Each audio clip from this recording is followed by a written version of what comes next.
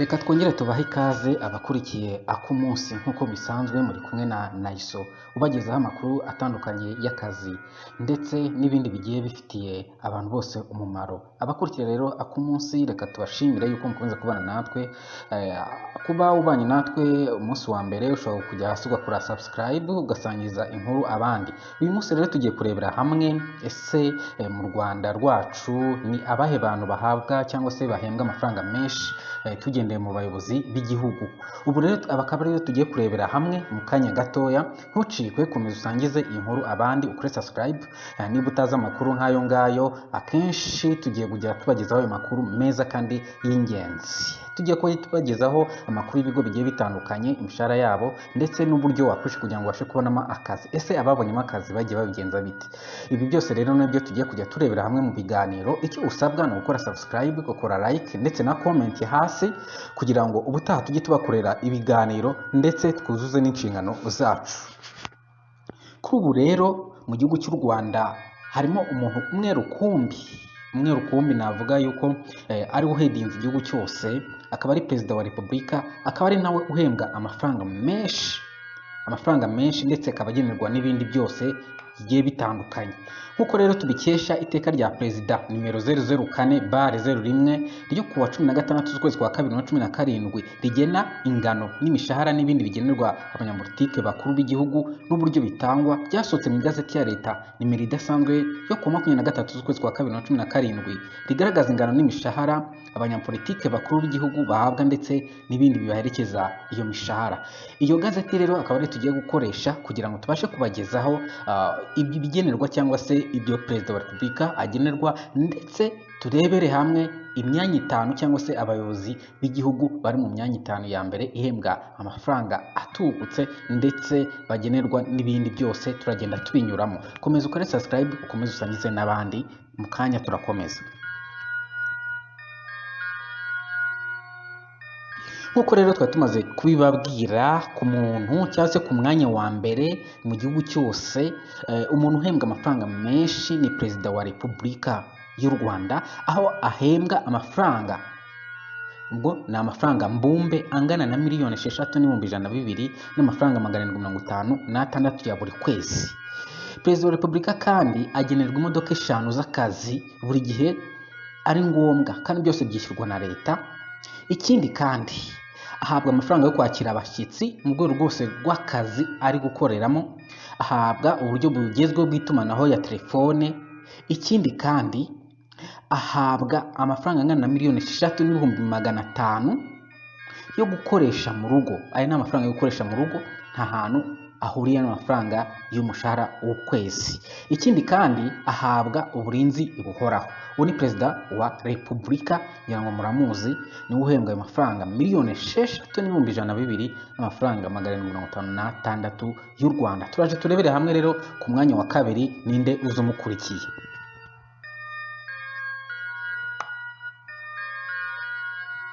Ku mwanya wa kabiri haza perezida wa sena, perezida w'umutwe w'abadepite na minisitiri w'intebe. Aba bantu batatu nibo baza bakurikiye umuyobozi w'igihugu cyangwa se nibo baza bakurikiye perezida w'igihugu.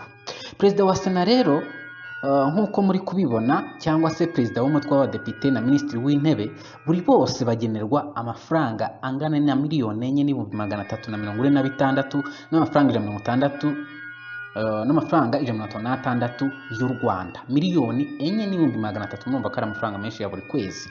Aya ni amafaranga mbumbe ahabwa buri kwezi. Ikindi kandi ahabwa imodoka imwe y'akazi ndetse n'ibindi byose bishobora kwigendaho, byose arabihabwa. Ikindi bagenerwa n'amafaranga yo kwakira abashyitsi angana n'600 ya buri kwezi. Ikindi nk'uko twari tumaze kubireberaho, nabo bahabwa uburinzi buhoraho. Ikindi bahabwa n'inzu yo kubamo. Urumva rero ko ibi byose nibyo perezida wa sena, perezida w'umutwe w'abadepite ndetse na minisitiri w'intebe bahabwa. Ku mwanya wa gatatu haza visi perezida wa sena, visi perezida w'umutwe w'abadepite, abaminisitiri n'abandi bagize guverinoma. Aba bose nk'uko muri kubibona ahangaha bahabwa amafaranga y'umushahara mbumbe ya buri kwezi angana na miliyoni 2,534 n'amafaranga 861 ya buri kwezi. ikindi abanyamabanga ba leta muri bariya buri wese ubwo ni abanyamabanga ba leta muri za minisiteri zigiye zitandukanye bo bahabwa miliyoni 2,434 n'amafaranga 613. hanyuma ba visi perezida, ba perezida b'umutwe w'abadepite ndetse n'abaminisitiri mu bandi bagize guverinoma, ubwo nibo tugiye kureberamo hano, bo bahabwa icumbi ringana n'amafaranga y'u Rwanda angana n'500,000, ho ntabwo bahabwa inzu. ikindi bakagenerwa n'amafaranga 300,000 yo kuba bakwakira abashyitsi, bagahabwa amafaranga angana n'100,000 yo kwishyura telefone cyangwa se amafaranga yo kwishyura itumanaho rigezweho. Bahabwa kandi n'amafaranga yo kwigura ibikoresho angana na miliyoni 5 mu gihe atangiye imirimo. aya mafaranga nk'uko bigaragara akaba atangwa inshuro imwe, kabone n'ubwo yahindurirwa umwanya. Ubwo rero reka tuze turebere ku mwanya wa 4 abantu baza bahembwa amafaranga menshi muri guverinoma cyangwa se mu bakozi ba leta. Komeza ukore subscribe urangize ino video, turarangiza none turi kubereka yuko muri buri kigo nacyo tuzakinjiramo, tujye mu bayobozi b'ibyo bigo bya leta za RSSB, biriya bigo bindi za REMA, byose tuzabyinjiramo turebe amafaranga bahembwa, noneho turebe n'uburyo wakoresha kugira ngo niba uri qualified mu gihe bashyize imyanya hanze ubashe kwinjiramo amayeri ushobora gukoresha. Ibi byose rero tuzagenda tubigarukaho mu biganiro bigiye bitambuka. Icyo tugusaba ni ukora subscribe ndetse no gusangiza abandi. Ku mwanya wa 4 rero haza ba guverineri b'intara ndetse n'umuyobozi w'umujyi wa Kigali. Aba nibo baza ku mwanya wa 4 mu guhembwa amafaranga menshi mu gihugu.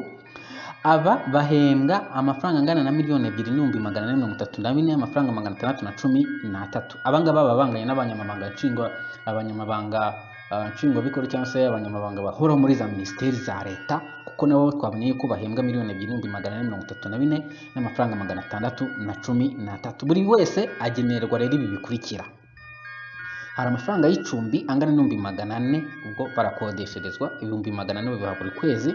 Bakayahabwa amafaranga yo kwakira abashyitsi angana n'300,000 ya buri kwezi.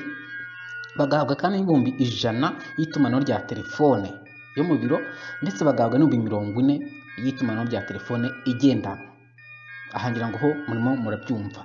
Amafaranga yo kwigurira ibikoresho byo mu nzu angana na miliyoni 5, aya ngaya buri wese ayahabwa yatangiye imirimo. Ni ukuvuga ngo aragenda akigura ibikoresho bo bakamushyiriraho miliyoni 5. hanyuma rero nk'uko twabibabwiye, ku mwanya wundi ukurikiraho, ubwo ni ku mwanya wa 5, haza abasenateri n'abadepite. Hari abantu bajya bibaza ati se ari abasenateri ari n'abadepite ababa bafata amafaranga menshi ni abahe? Nk'ahangaha rero tugiye kubibona, turi kubona yuko abasenateri bahafata amafaranga angana n'umushahara mbumbe angana na miliyoni 1,847 n'amafaranga 609 buri kwezi. Naho abadepite bo bagahabwa miliyoni 1,772 n'amafaranga 540 ya buri kwezi. Aya ni amafaranga mbumbe abadepite bahabwa. Murabona yuko abasenateri bari hejuru ho gatoya, ariko bari kurutanwaho ibihumbi bitageze muri 80. Ahangaha abaperezida ba komisiyo ba sena no mu mutwe w'abadepite buri wese bongererwa buri wese umushahara mbumbe ungana n'amafaranga 35,000, naho abavisi bo bagahabwa ibihumbi 30 buri kwezi.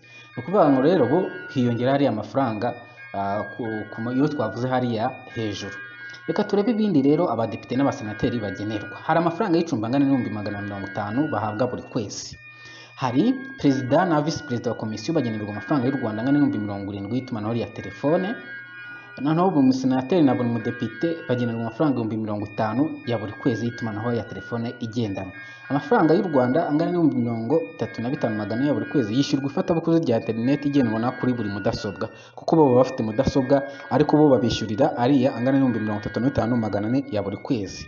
Amafaranga y'icumbi ya buri kwezi avuga mu gace ko hejuru nk'uko twabibonyeho, hano bashobora kugenerwa miliyoni zingana na 12, ariko aya ngaya bakayagenerwa hakurikijwe amategeko kugira ngo mu rwego rwo kuboherereza kugira ngo babashe kuba bakwishyura icumbi. Hanyuma rero nk'uko rero tumaze kubibagezaho ubutaha, mu kiganiro cy'ubutaha tubagejejeho abantu bahembwa neza mu gihugu. Ku mwanya wa mbere nk'uko twabibonye, twabonye ko hari perezida wa repubulika uhembwa miliyoni 6,102 n'amafaranga 556.